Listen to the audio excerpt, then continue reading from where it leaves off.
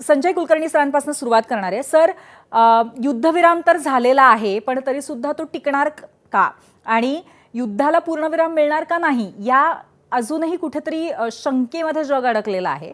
ती टांगती तलवार आहे. तुमचं मत काय याबद्दल? नमस्कार. पूर्वी प्रश्नच नाही, युद्धविराम राहील, पण पूर्णविराम होण्याची तिथे थोडी बहुत शंका राहते. का की इराणला आधीपासूनच पूर्णविराम पाहिजे होता, पण इराणने माहित नाही कसं एक्सेप्ट केलं युद्धविराम. का की युद्धविराम नको त्याला त्याला पाहिजे होतं पूर्णविराम.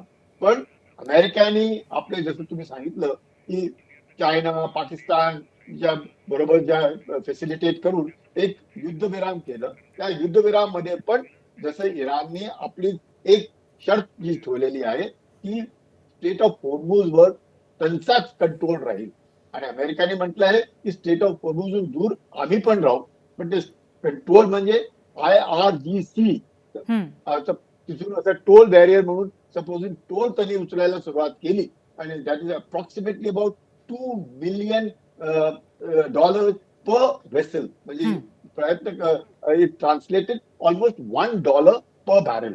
त्या दृष्टीने ते पैसे उचलतील. त्या पैशांनी जे त्यांना नुकसान झालंय हे 40 दिवसात, ते नुकसान पूर्ण करण्यासाठी त्यांना पाहिजे.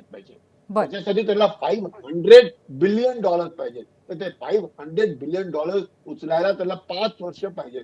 आणि या 5 वर्षात जोपर्यंत ते टोल हे घेतील, ते म्हणतात आम्ही ओमान बरोबर शेअर करू. का की जे स्टेट ऑफ होर्मुझ आहे ते ओमान आणि इराण दोन्ही मिळून त्याच्यावर कंट्रोल त्यांचा राहतो.